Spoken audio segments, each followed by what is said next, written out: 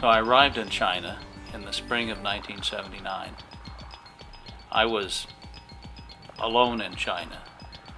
I mean, I was surrounded by a billion Chinese, but I was the only American social scientist allowed to do research in the Chinese countryside. And I was there when the one-child policy began.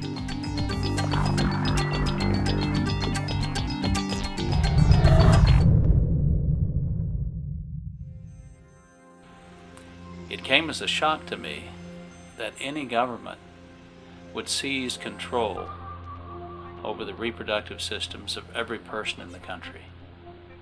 It seemed a violation of human rights, and it was. It seemed a violation of the rights of Chinese women to control their own bodies, and it was. As the weeks passed, the situation got worse and worse. Women were arrested for the crime of being pregnant. We actually have copies of arrest warrants where, in the space where the crime is supposed to be listed, the crime that was written down was pregnancy, Huayun, in Chinese.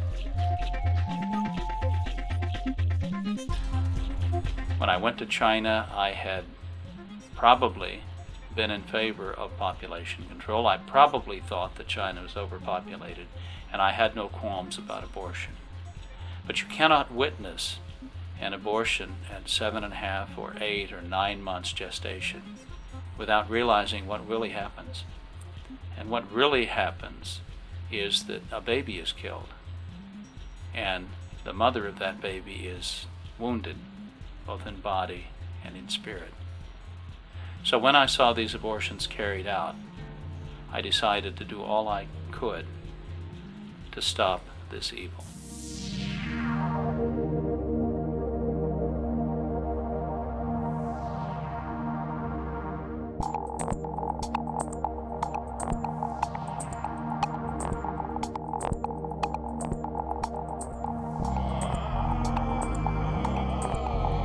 Father Paul Marks asked me to come to Washington and head PRI back in 1995, and I eagerly accepted his offer. I saw PRI as a way of helping not just women in China, but women around the world who are being forced by population controllers, family planners, whatever you want to call them, to give up their fertility, who are being denied informed consent, who are being used as guinea pigs in medical experiments that would have made the Nazis proud.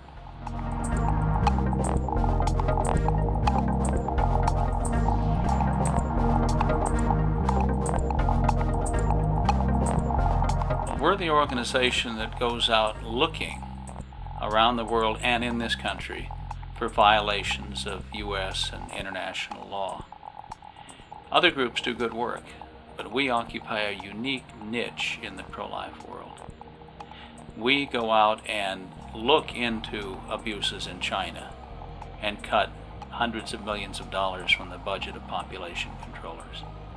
We go into countries like Peru and stop sterilization campaigns that are right now underway. We go into countries throughout the world and investigate U.S. programs and make sure that they abide by U.S. law. U.S. law is very clear. I know this law well because this is a law that we helped to get passed. The law says that there shall be no targets for sterilization or abortion, or no quotas for the same thing. The law says that women can't be used as guinea pigs. The law says that women have to enjoy informed consent. That means you can't just sterilize them or give them a contraceptive without telling them of the consequences. These things are in the U.S. law, but they're often violated by groups that are ideologically committed to population control. That's what we fight against, and we've been very successful.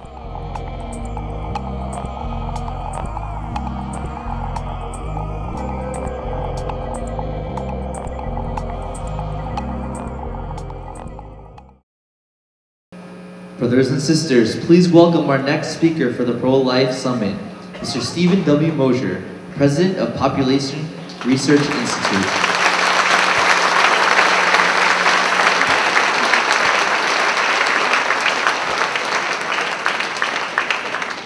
Good morning, everyone. I think I have to use the microphone. I walked into the Hyatt Regency last night and heard the sound of joyous singing, and I knew I was in the right place. This must be the Couples for Christ conference, I thought to myself. I'd like to thank Frank Padilla and, of course, Marty Romano for all of their good work in putting this event on, and all the others who have been involved in putting this together.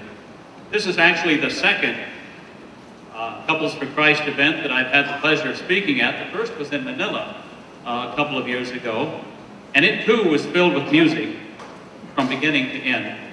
In fact, when I attended Mass in Manila with 5,000 people at this conference, it's the only Mass that I've ever been to where I couldn't hear myself singing. And if you ask my children, two of whom sit outside at the book table, how odd that is, they will tell you that their father sings loud. I couldn't hear myself. One of the things that we at Population Research Institute do is we produce a EWTN series called Building a Culture of Life.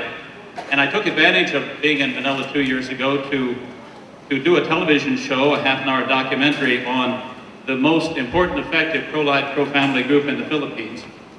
And you know which one I'm talking about, Couples for Christ.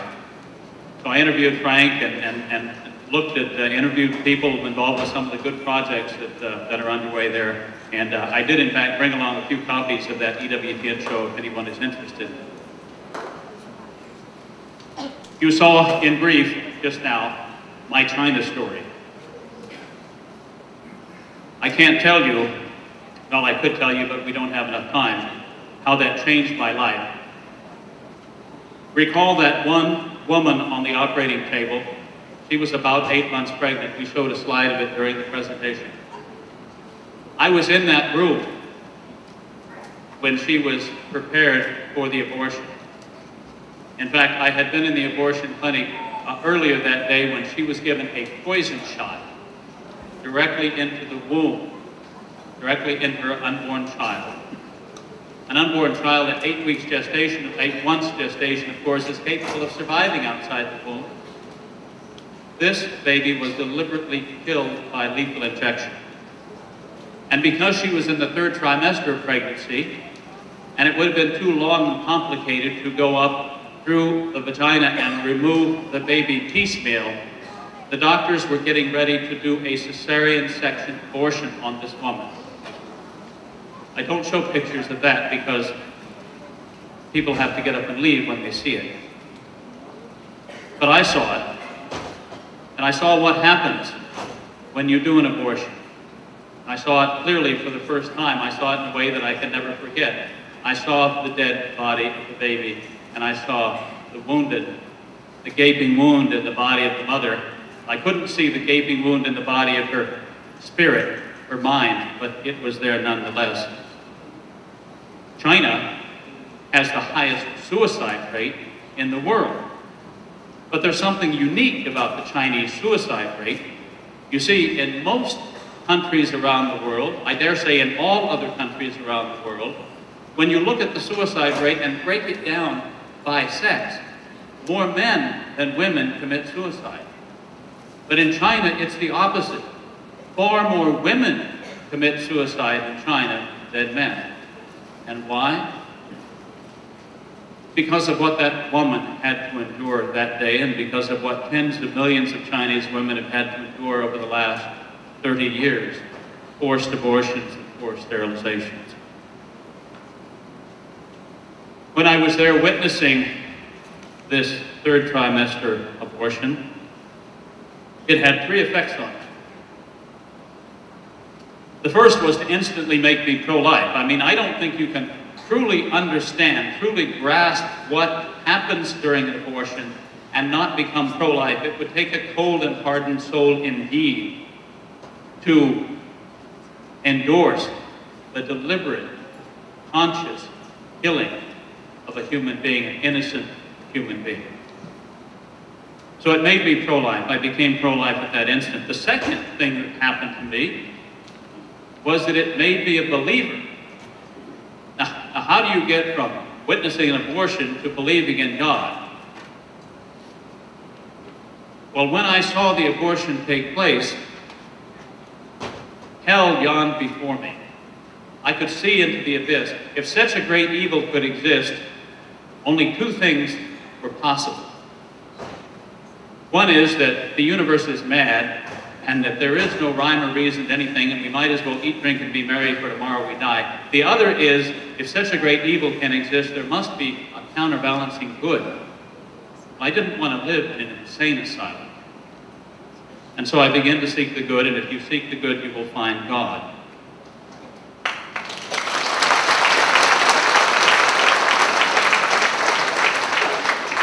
And I don't have time this morning to tell you my conversion story. I've done it on EWTN, I've done it in a book published by Ignatius Press, and I've actually done it in talks before. It's called Finding God in China, and I did bring along a few of these as well. And the third thing that happened when I witnessed this forced late-term abortion is that it made me question population control programs in general. And this is the point of my talk this morning. We have had, since the 1960s, population control programs around the world, funded by the United States, funded by the UN Population Fund, funded by Great Britain, by the European Union, by Japan, by other countries, and directed at countries like the Philippines. For some reason, Catholic countries tend to excite the passions of the population controllers more than other countries. They have focused over the decades on Catholic countries in Latin America and Catholic countries in Asia and Africa. And of course, the most Catholic country in the world that I have ever visited is the Philippines.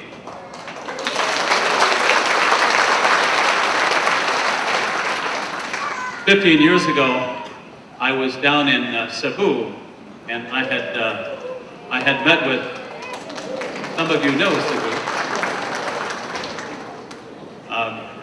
Many of you know it far better than I. I was only there for a few days. I met with Cardinal Vidal. We had a pro-life conference there, and I happened to be walking down the main boulevard of Cebu at noon on a weekday, and Mass began. So I went to the Mass, and I was amazed to find thousands of people at this daily Mass in Cebu. It was my first experience with a living Catholic culture.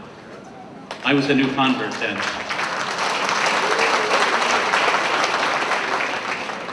So I'd like to go through some reasons today why this whole population control business was mistaken from the beginning, and has never been more mistaken than right now when we see falling birth rates worldwide, in part caused by population control programs. And we realize that our long-term problem, not just in Europe, which is dying, not just in Japan and Taiwan and Singapore and South Korea, which are dying as well, but around the world, our long-term problem is not too many people, but too few people. Our long-term problem is not too many children, but too few children. Now, I've got a PowerPoint that is magically going to appear on the screen right now. And if it doesn't, we'll just continue verbally. I don't see anyone waving frantically to me, so. There we go. Okay. You see, I've given this presentation two titles. I wanted to focus on the Philippines today because I know that's the mother country for many of you, and it's a country I dearly love. But I wanted also to talk about the global situation. So we're going to address the question, does the Philippines need to control its population? There are. No. See, we can just skip that part because you already know the answer. But there are a lot of people who think it does, and they thought it needed to control its population